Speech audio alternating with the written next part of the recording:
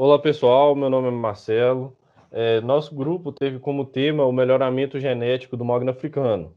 O grupo é composto por Brenner, Eduarlen, Emanuel, Maderson, Humphrey e eu, como eu já me apresentei. E nosso tema foi orientado pela professora Natália Risso Fonseca.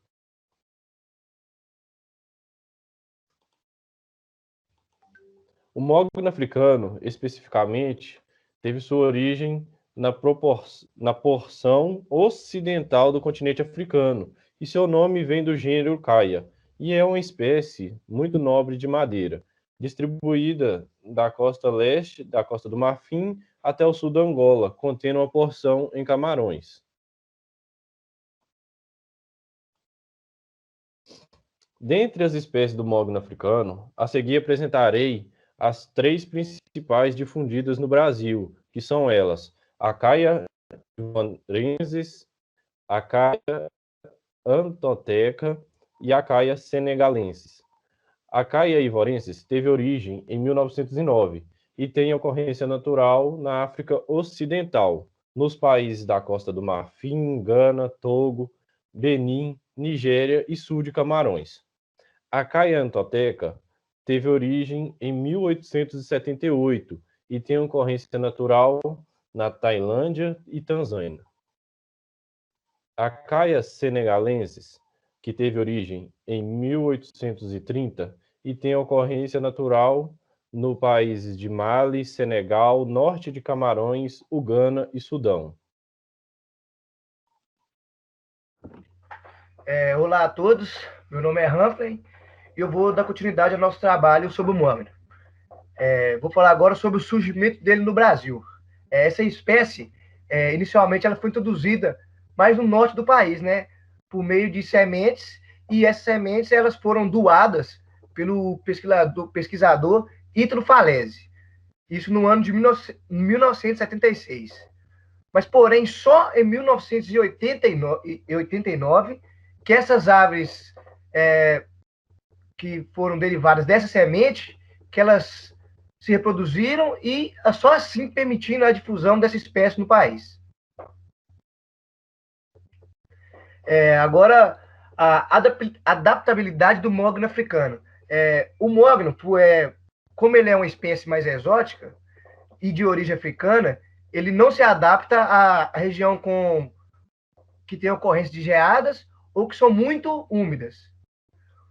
Por isso, o cultivo deste ele é mais indicado em regiões mais quentes e com índice pluviométrico superior a 80 milímetros por ano. Agora, um pouco das características morfológicas. Ela é uma árvore de porte elevado, também caducifólia, que quer dizer que cai as folhas nos climas mais áridos, né? E, na natureza, ela pode atingir alturas de 40 a 50 metros. E o DAP, que é o diâmetro na altura do peito, pode ser de até 200 centímetros.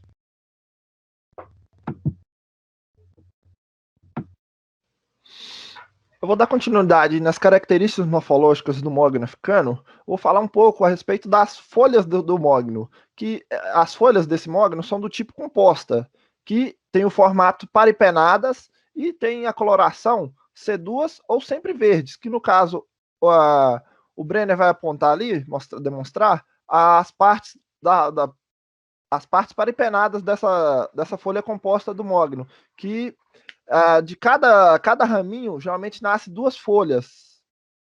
Sempre tem duas folhas, é sempre nesse formato. E também a cor dela, geralmente a coloração tem uma cor, algumas folhas têm uma cor avermelhada e outras a cor geralmente é sempre verde. Isso muda de época do ano, local que ela está incidida na árvore, pela o mogno ser uma árvore de extrema proporção, como ela é uma árvore grande, aí essa coloração geralmente muda de acordo com a região que ela vai estar incidida na árvore. Também, um pouco mais das características morfológicas, as folhas, as flores, As flores, essas flores, elas são incididas nas. São incididas, não. Elas são apresentadas como inflorescências. A característica delas são inflorescências. As folhas são do tipo, no caso, seria as inflorescências do tipo em panículas, que o Brenner está mostrando ali, a primeira imagem demonstra. E essas folhas, essas flores, podem chegar até 20 centímetros de comprimento. Uma coisa que vale ressaltar que essas folhas, essas flores, são do tipo hermafrodita. Elas contêm os dois sexos, os dois gametas, na mesma planta, na mesma flor.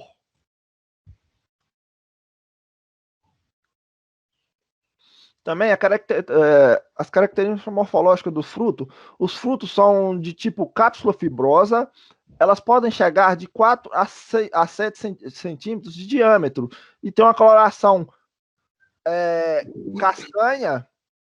E uma coisa legal de se observar, ela possui válvulas, que o Brenner está demonstrando ali, demonstra na primeira imagem, e essas válvulas são preenchidas com numerosas sementes, que também essas sementes são sementes aladas, que vão ser dispersadas através do vento, o fruto geralmente cai do pé, ele vai se abrir, as sementes vão, como está representado nas duas imagens, as sementes vão ficar espalhadas pelo chão. E através de ventos fortes ou vento normal, vai espalhando essas sementes por toda a região próximo à árvore do mogno. Uns aspectos reprodutivos, como eu já disse, o mogno, as flores deles é do tipo hermafrodita, que no caso seria a árvore monóica, que possui os dois gametas na mesma planta. E a sua polinização vai ser do tipo. Como a flor é hermafrodita, ela vai conter os dois gametas, mas só que nessa mesma flor, esse gameta não vai o gameta masculino, que no caso seria o pólen, ele não vai conseguir fecundar aquela flor. Traduzindo, o pólen tem que ser derivado de outra árvore ou de outra flor.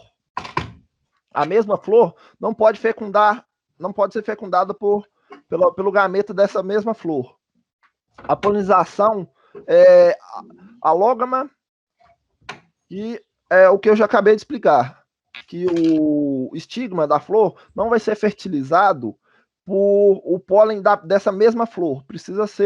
Esse pólen precisa ser oriundo de outra flor presente na árvore ou de uma árvore do lado, da mesma espécie.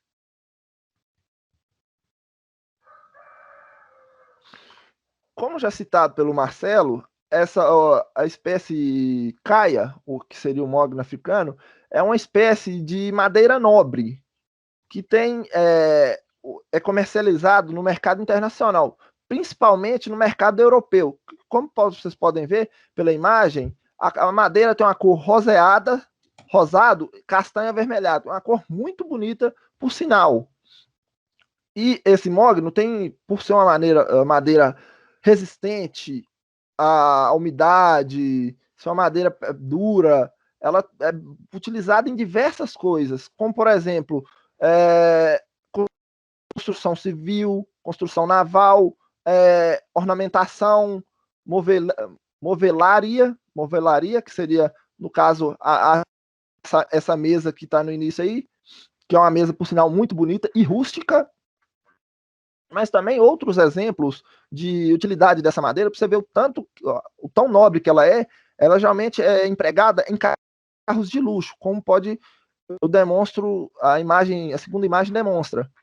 Geralmente carros de luxo contêm acabamentos com essa madeira. Também outras utilidades dela, como por exemplo uma guitarra, um violão, podem ser produzidos pela essa madeira, por causa da sua durabilidade também. Isso é usado muito também por causa da sua cor, que é uma cor muito bonita, por sinal.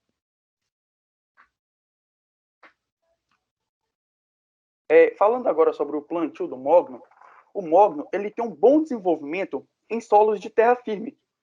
onde ele vai ter preferencialmente um lugar para ele se desenvolver bem, como o caso de clima tropical úmido. E também ele se adapta bem em regiões de clima subtropical. Mas por que isso? Porque no seu local de ocorrência natural, na África, tem esse tipo de clima. E como dito pelo Humphrey, o mogno africano ela não vai se adaptar bem em regiões onde tem um clima muito temperaturas amenas. Ele não vai ter o seu potencial de se desenvolver bem em climas frios. Falando sobre a sua adubação, né, os tipos de correções que eu vou ter que fazer, lembrando que a sua adubação deve ser feita sempre com base em análise de solo, não deve ser feita aplicações sem uma determinação prévia, uma análise do seu solo, onde ele vai ser plantado. E essa planta, ela também responde bem à adubação orgânica, onde se um produtor, alguma empresa tiver alguma disponibilidade de um esterco ou algum composto orgânico, pode ser feita a aplicação naquela planta. Que no caso poderia aplicar, como exemplo, 20 do seu plantio. No caso de esterco, deve ser feita a aplicação de um esterco curtido para que tenha um bom desenvolvimento. Se não for de um esterco curtido, não é recomendado fazer essa aplicação. Qual vai ser o benefício disso? Onde ali nos primeiros meses iniciais ali do seu plantio, vai ter um crescimento maior comparado àqueles que não receberam. Sobre o seu espaçamento. O seu espaçamento, vale ressaltar, não é uma coisa padrão que deve ser feito, aplicado a todos os plantios de mogno. Cada empresa tem a sua experiência, os seus estudos com base nisso, a sua finalidade do seu produto final, onde elas avaliam qual o seu espaçamento ideal para aquele plantio. Mas só que de acordo com Dupuy e Koawa, em 1993, eles realizaram um experimento na Costa do Marfim, onde eles fizeram um plantio. E eles viram que o mogno se adaptou bem com um plantio de alta densidade. Eles fizeram um espaçamento 3x3, que seria o quê? 3 metros de planta para planta e de linha, certo? Então, 3 metros de um indivíduo para o outro e 3 metros de uma linha para o outro. Aí temos o esquema representando, esse daí seria outro espaçamento, mas representando o que eu disse, o espaçamento 3 metros entre um indivíduo e 3 metros para outra linha.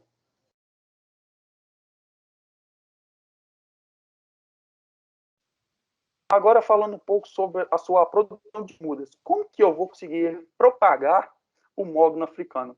Ele tem dois meios de... que seria por meio de sementes ou de estaquias. A de semente é simplesmente pegar a sua semente e plantar. E a estaquia seria o quê? Pegar brotos jovens que estão em constante desenvolvimento e fazer o seu plantio. Muitas empresas utilizam hormônios para estimular o seu enraizamento, aumentando assim a taxa de sobrevivência de suas mudas. Só que no caso, se for por meio de sementes, não é recomendado que faça o plantio das suas sementes diretamente, simplesmente pegar uma semente que foi colhida em campo e fazer o seu plantio, pois não vai ter uma grande taxa de germinação, onde é recomendado fazer a quebra da dormência da sua semente. Para isso, basta fazer um tratamento, que seria fazer uma imersão das suas sementes dentro da água por 24 horas. Mas 24 horas antes do plantio. Não é para colocar as sementes dentro da água, passado 24 horas e não plantá-las.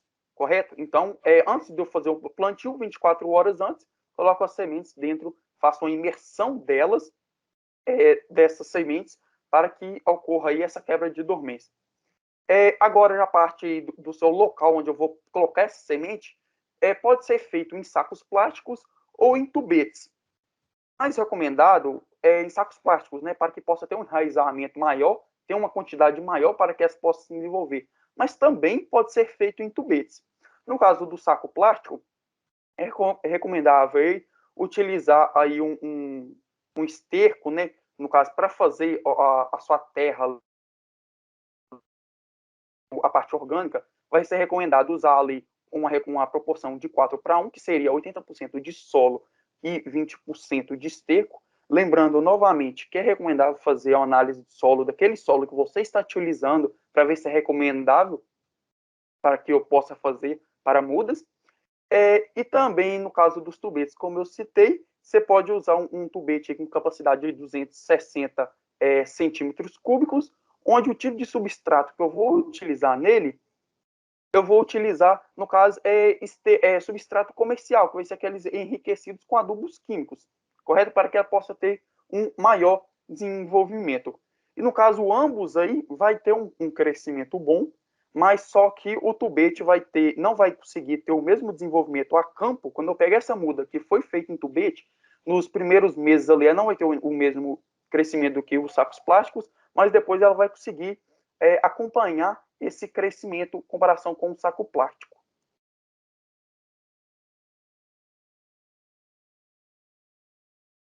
Agora, fazendo uma revisão de um trabalho científico, onde a gente usou com base, né, uma dissertação da engenheira florestal Andréia Alves Botim, ela fez, qual foi o seu tema, né, que ela usou? Ela fez sobre a variabilidade genética da propagação de progênitos do mogno africano, lá na região norte do Mato Grosso. O que tinha esse objetivo? Ela buscava avaliar se existia ou não uma variabilidade genética ali, dentro das progênies. Ou seja, ela iria plantar, pegar matrizes, pegar a sua semente e fazer uma propagação para ver se havia variação genética, será que seria possível fazer um programa de melhoramento florestal com ele? Será que teria uma grande variedade genética para que eu pudesse selecionar futuramente os melhores indivíduos? Então, ela fez isso durante isso. Quais foram os caracteres observados por ela? Os caracteres que foram observados aí para que pudesse a resposta final, para ver se teria ou não, foi, no caso, a altura que a plântula iria atingir. Não foi utilizado em árvores de grande porte, não esperou a planta se desenvolver muitos anos. Por quê? No caso do eucalipto, para que possa atingir ali seu ciclo de corte, para que possa atingir o ponto de corte, em média ali 7 anos, dependendo da sua finalidade, né? Só que no caso do mogno é bem mais. Então ela não esperou essa planta atingir grande idade. E outra coisa, além da altura que ela analisou, também foi o diâmetro do seu coleto. Agora, já sobre os materiais e métodos, né, como foi feito, esse estudo ele foi realizado com a parceria da empresa de mudas Flora Sinop, lá da cidade, do município de Sinop, lá da região norte do estado do Mato Grosso. Algumas características do lugar onde isso foi realizado é que lá é um clima tropical quente e úmido, um dos benefícios que eu tinha citado, onde o mogno se adapta bem a esses locais. Ela se caracteriza bem por estações bem definidas, de estações secas e chuvosas, onde a seca vai compreender maio a setembro e a chuvosa de outubro a abril, com precipitações anual aí, em média, de 1.970 milímetros por ano. A temperatura média ali que vai atingir por ano ali vai ser na casa ali dos 24 a 27 graus Celsius ali por ano. E nesse experimento onde ela fez para tirar suas conclusões, foi utilizada uma área aí em volta de 1,45 hectares. O solo é do tipo argiloso e foi feita uma calagem, no caso, nesse solo, que pudesse corrigir a acidez. Porque foi feita a análise de solo e foi visto que a acidez estava muito baixa, certo? Do que o ponto que a cultura suporta para que ela possa se desenvolver bem. Então foi feita uma calagem para que pudesse subir o seu pH, chegando a um nível ótimo para que a planta pudesse completar o seu ciclo de vida. E a adubação do seu solo foi feita com um superfosfato simples.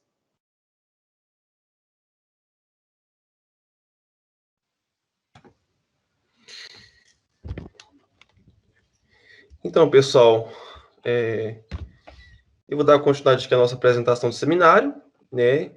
E pegando por base aí que a gente pegou essa dissertação aí, dessa engenheira florestal aí, né, sobre a variação genética do mogno africano, eu vou estar falando como é que foi esse processo, né? Falar um pouquinho sobre essa amostragem, né?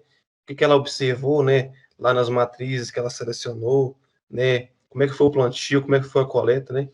Então, as sementes foram coletadas em 6 matrizes de caivorenses, ou seja, matrizes de mogno africano, lá no município de Sinop e Floresta, no Mato Grosso, né? Então, ela simplesmente essa engenheira, ela selecionou 6 matrizes de mogno africano, né? Porque Você quer gerar uma progênie do seu interesse. Então não é simplesmente, sei lá, e pegar, eu quero essa aqui, é simplesmente sair pegando qualquer tipo de vegetal lá, do mogno africano, sem analisar suas características, né? Então ela simplesmente selecionou, olha, eu quero uma progênie a partir dessas 6 matrizes que eu selecionei, né? Então ela selecionou essas 6 matrizes e foram coletadas a partir dessas matrizes aí, os seus frutos, né? E aqui uma tabela só para decifrar os caracteres que ela observou nessas matrizes, né? Qual que era o diâmetro e a altura de peito dessa matriz, né? Qual que era a altura total, a altura comercial, né? Qual que era o diâmetro, a data de plantio daquela matriz, né? Localização geográfica, né? Então, assim, são características morfológicas, né? Que quando você visa um resultado relacionado a progênies, né? Então, são caracteres totalmente relevantes, digamos assim. E como é que foi feito essa coleta de frutos, né? Então, os frutos, eles foram coletados diretamente da árvore matriz com auxílio de esporão, né? Mão de obra mesmo, manual mesmo, né? O que é esse esporão, né? Então, você vai subir na árvore lá, só que você não tem uma aderência precisa, né? Então, você adere esse esporão aí na sua canela e pé, tem um equipamento todo de amarramento, né? E você vai subir na árvore, ela vai se fixando ali, ela vai aderindo à árvore, você faz a coleta, você faz a coleta dos frutos, e desce desescalando normalmente, né? Então, esse porão é uma fonte, um auxílio dos frutos do mogno africano.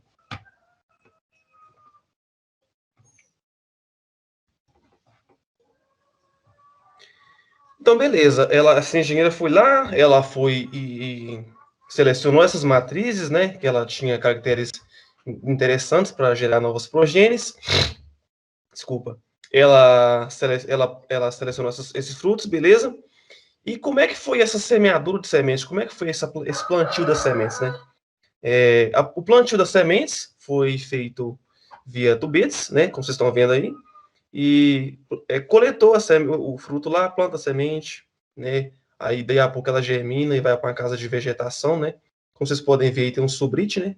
Para ela pegar e cerca de 50% de sol apenas, né? E depois, como vocês podem ver na terceira figura, essas mudas de mogno africano, elas estão descobertas, estão desprovidas de sombrite, né, que chama, acho que é isso mesmo, sombrite, né? Por que eles fazem isso? Porque é interessante, cara. Não é interessante, né? Você deixa uma muda ali desde a germinação até o momento de plantio no sombrite, né? Porque quando você lança ela no solo, aquela muda vai ter uma reação inversa, né? Quem aí mora na zona rural vê o pai fazendo essas mudas aí, né? Do calibre, por exemplo, o café, é o mesmo esquema. Então, seu pai vai lá, meu pai mexeu com essas coisas aí, ele vai lá, deixa um sombrite um tempo, né? E depois tira o sombrite de vez para ela meio que se adaptar, né? Às características meio que quase que originais, né? Da natureza, né? E essa semeadura de sementes aqui, que vocês podem ver na primeira foto, ela aconteceu entre agosto e setembro de 2013, né? Segundo essa dissertação que a gente pegou como base, né? E esses tubetes, galera, eles tinham cerca de 50% de casca de arroz, né? E 50% de fibra de coco, né? Então essa era a composição aqui dos tubetes. Como é que foi feito o plantio da muda? Então tá lá bonitinho lá, já semei a semente, plantei a semente, deixei as minhas mudas ali na casa de vegetação com sombrite, né? O sistema tava bacaninha, já deixei ela um tempo sem o sombrite para ela se adaptando, né? E depois então chegou-se a hora de quem fazer o plantio dessas mudas, né? Então essa engenheira fez o plantio de um espaçamento 3x4, onde cada parcela é composta por 25 plantas, né? Obedeceu ao delineamento experimental, ligeiramente casualizado, certo? E em esquema de parcelas subdivididas em 6 tratamentos, ou seja, matrizes, né? E 4 repetições, né?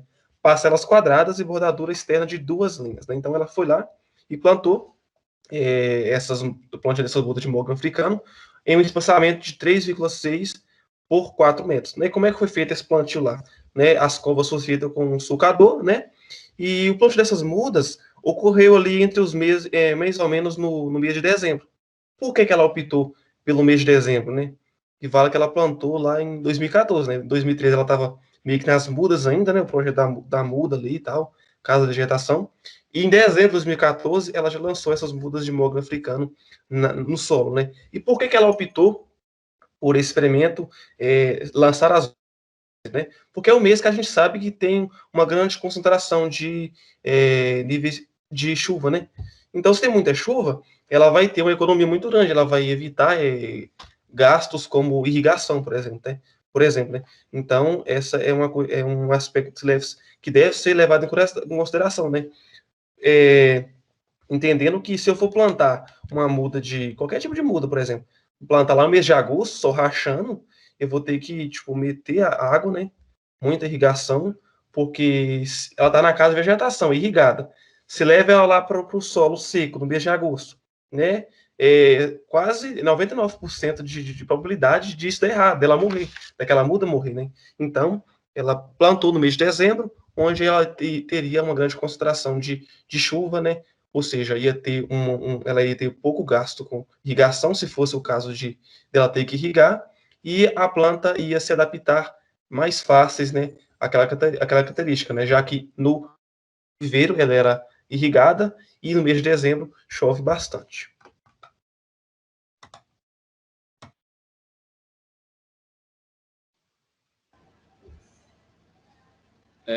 Dando continuidade à apresentação, eu vou estar falando aqui sobre avaliação experimental que a cientista esteve realizando, né, a respeito do plantio e o melhoramento do mogno africano.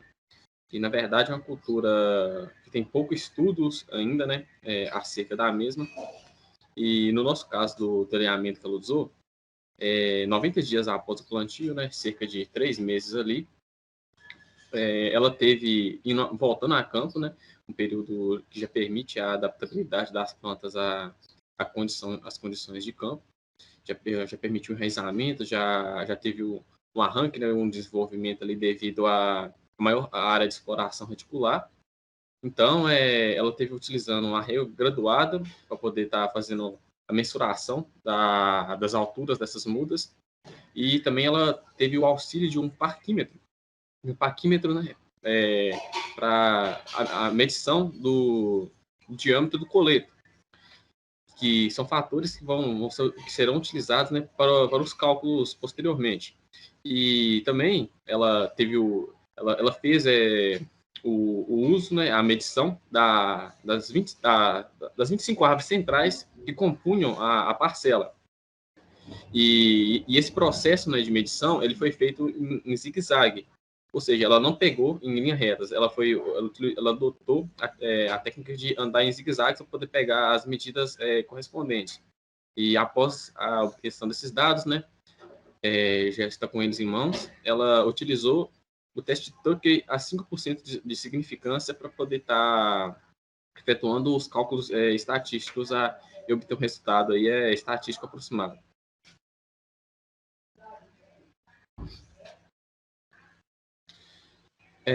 Então, depois que ela pegou os dados, depois que ela fez os cálculos, ela obteve alguns resultados. E essa tabela aqui ilustra um dos primeiros resultados que ela teve, né? E onde está destacado em vermelho aí, o diâmetro do coleto e a altura, que esses valores em vermelho estão em porcentagem. E eles correspondem a diferenças existentes entre as diversas parcelas que ela adotou, né? A composição ali do seu experimento. A gente pode ver que o valor de 21,8 e 30,7 são valores significativos e que correspondem à diferença, né? Corresponde à diferença de diâmetro do coleto e altura das diferentes parcelas. E isso comprova para a gente que há variabilidade genética existente, né, nesse cultivo, nesse plantio aí, por causa da grande diferença encontrada.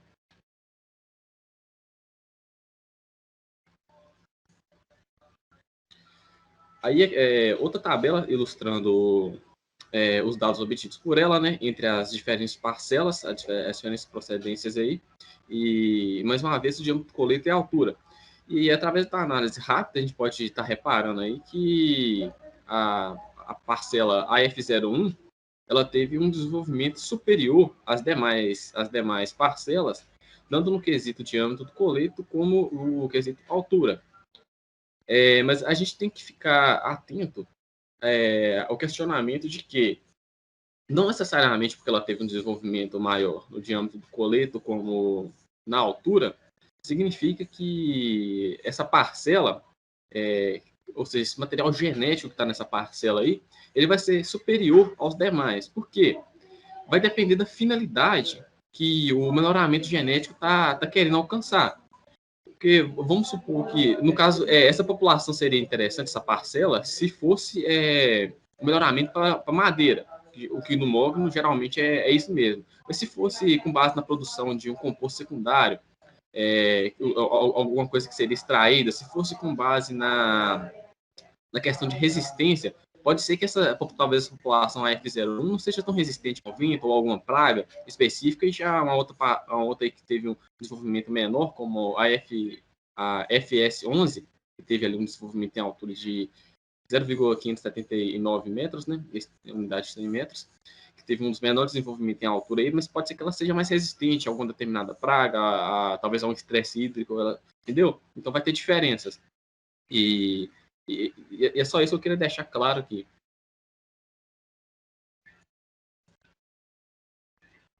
Então, para finalizar o trabalho aqui, a gente pode estar concluindo, né, que vai existir variabilidade genética em decorrência das várias notações, né, da amplitude que nós tivemos ali, da diferença de diâmetro coleto, né, a amplitude vai ser a diferença no caso.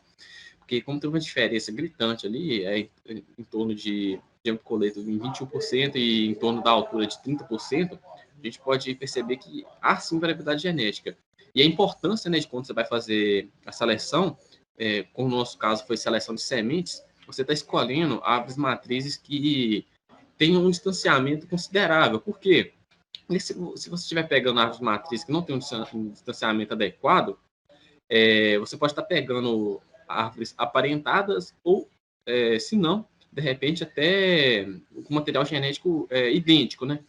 E se você está pegando isso, automaticamente vai configurar um cenário de pouca variabilidade genética, o que não é interessante quando se fala em melhoramento. Porque melhoramento você vai estar buscando ali diferentes materiais genéticos para estar pegando o melhor de cada, né? Para poder estar evoluindo as próximas populações. Outro fator importante que a gente tem que destacar é a questão genótipo e fenótipo. Por quê? Porque a questão genótipo e fenótipo tem a ver com o início lá, né, na seleção, que você vai estar observando a árvore e vai estar vendo fenotipicamente, né, o que o genótipo está expressando ali sobre aquelas condições, se aquela planta, nas características dela, são interessantes para você. Mas você não sabe, nesse primeiro momento, se as características são herdáveis, se elas vão ser passadas geneticamente, porque apenas essas características que são interessantes. Porque a gente sabe que o meio interfere diretamente, né, no desenvolvimento da planta, por exemplo, da copa. Pode ter uma planta que tem uma copa muito característica, um tronco muito característico, mas sob determinadas condições, ela pode expressar outro fenótipo, né, que é o visual. Então, é muito importante a gente conhecer isso, e aí o melhoramento genético permite a gente conhecer isso, porque você vai estar observando a característica, se ela for repassada para as próximas gerações, com certeza ela é uma característica genética. E também a gente pode ver aqui, né, que há evidências para um alto potencial de seleção e melhoramento genético dessas espécies, porque uma vez que há variedade, a gente permite estar fazendo combinações, a gente permite estar unindo características desejáveis, a gente vai permitir estar criando novos híbridos que possivelmente vão ser mais resistentes, adaptáveis, talvez a condições de frio. Na verdade, já há estudos em desenvolvimento sobre híbridos de mogno africano resistentes às condições de geadas, né? E nisso que se destaca, né, a importância do último tópico, que é o conhecimento genético. Então, uma vez que você tem esse conhecimento genético, você vai estar conseguindo aplicar determinadas espécies com determinadas características em áreas de interesses que você tem. Por exemplo, o mogno africano, né, originário da África, não é muito indicado para, por exemplo, a nossa região, que é fria, né? O período de inverno dela é as temperaturas ficam bem a menos, chegam a gear. Então, o mogno africano ele poderia ser introduzido aqui, mas ele não teria uma produtividade desejada. Porém, já está sendo desenvolvido, né, materiais que conseguem apresentar essa resistência. E essa que se dá a importância do conhecimento genético. Você está produzindo o máximo ali com o mínimo de recursos, está elevando e alavancando sua produção.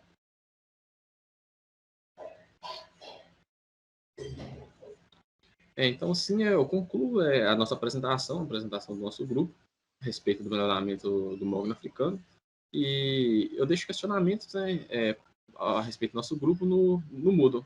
E aqui está ilustrado as referências que nós estivemos utilizando para a conclusão do nosso trabalho. Muito obrigado a todos.